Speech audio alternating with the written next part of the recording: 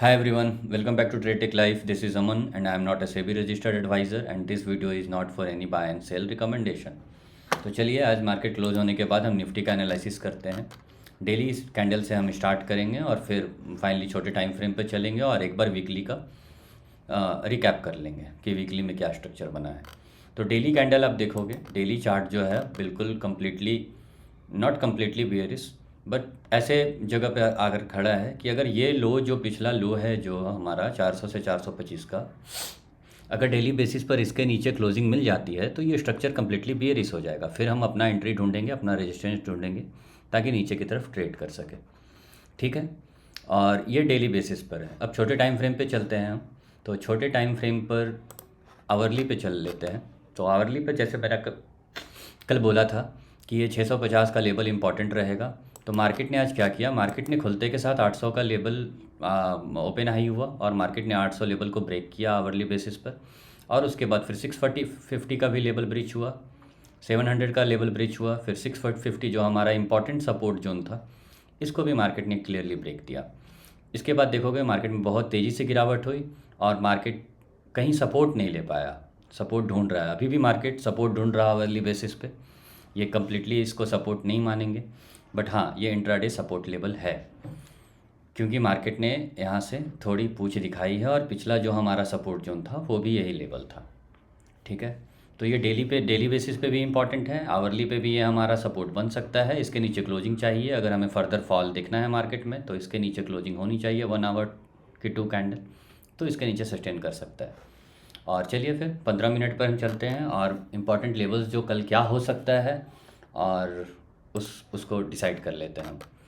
तो अब ये अननेसेसरी कुछ लाइंस है जो मैं ट्रेडिंग के समय डालता हूँ, इसे हटा लेता हूँ। ठीक है, तो 15 मिनट के लेवल्स पर हम देखेंगे कि right now RSI over sold है। ठीक है, तो ये कंप्लीट ये नहीं बोलता कि मार्केट यहाँ से रिवर्स कर ही जाएगी। ओवर सोल्ड है मतलब हो सकता है मार्केट साइडवेज जाएगी, थोड़ी सी ये जो RSI है ऊपर उठाएगा और फिर से नीचे की तरफ डिप हो सकता है।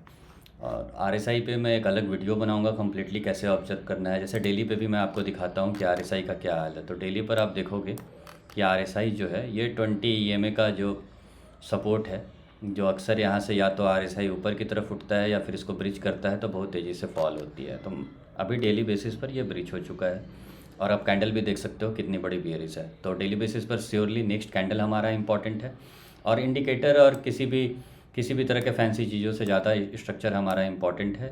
इंडिकेटर सिर्फ हम कंफर्मेशन के लिए देखते हैं। ठीक है, और साथ में EMA भी लगा लेते हैं हम। EMA के नीचे क्लोजिंग मिली है डेली बेसिस पे जो कि कम्प्लीटली बेयरिश है। चलिए 15 मिनट पर हम इंटरमीडिएट लेवल्स बना लेते हैं कल के लिए। ठीक है, तो आने वाले जो नेक्स्ट सेशन होने वाला है उसमें ये कम्प्लीटली सपोर्ट की तरह काम करेगा। 380 से 400 का लेवल है, आप मार्क कर लीजिए। ये सपोर्ट बन सकता है। अगर इसके नीचे 15 मिनट के बेसिस पर 2 क्लोजिंग मिलती है तो हमारा जो मूव है नीचे की तरफ ओपन हो जाएगा और ये ट्रेंड लाइन जो 25,000 की लेवल है यहाँ तक मार्केट टेस्ट आउट कर सकता है।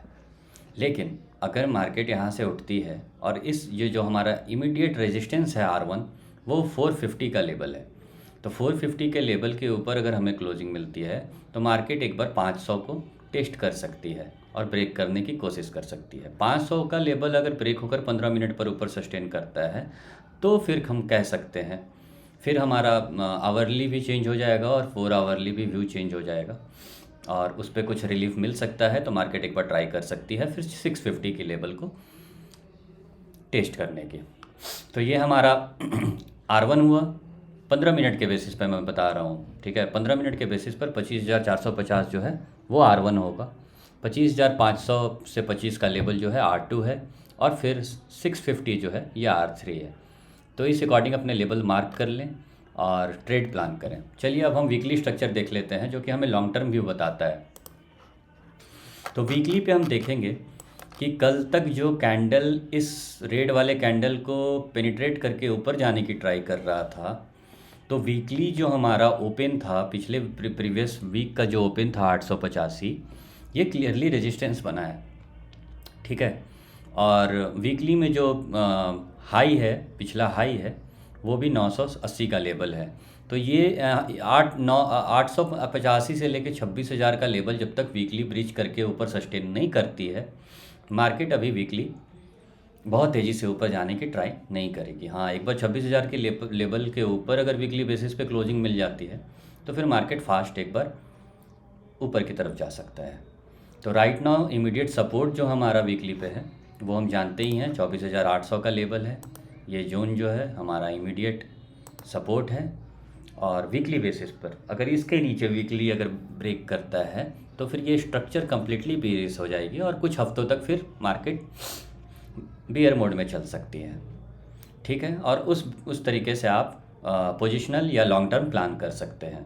तो ये डिफरेंट टाइम फ्रेम अप्रोच है मेरा, और हमेशा लॉन्गर टाइम फ्रेम जिस डायरेक्शन में है उस डायरेक्शन पे अगर आपको लोअर टाइम फ्रेम पे ट्रेड मिलती है तो ही करें, वरना अवॉइड करना चाहिए। और वीकली पे देखो ये में भी जो है नीचे है अभी, और देखते हैं अभी एक दिन का समय बाकी है, मार्केट कहाँ पे क्लोज करती है। तो ये कैंडल बिल्कुल हमारे लिए इम्पॉर्टेंट रहेगा, और साथ में डेली कैंडल भी जो है वो भी इम्पॉर्टेंट रहेगा। ये हमारा पिछला लो अगर ब्रेक होकर डेली कैंडल नीचे सस्टेन कर जाता है तो फिर मार्केट स्ट्रक्चर जो है कम्प्लीटली बेरिश हो जाएगी। फिर बाउंस पर हम अपना रेजिस्टेंस ढूंढ सकते हैं और नीचे की तरफ प्लान कर सकते हैं।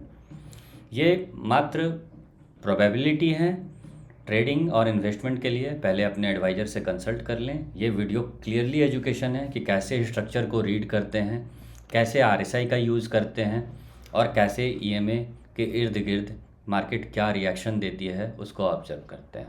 ठीक है, तो ये था हमारा आज का लेबल्स। चलिए कल मिलते हैं, कल के ट्रेडिंग डे के बाद, कल के सेशन के बाद। तब तक सभी को all the best. Thank you everyone.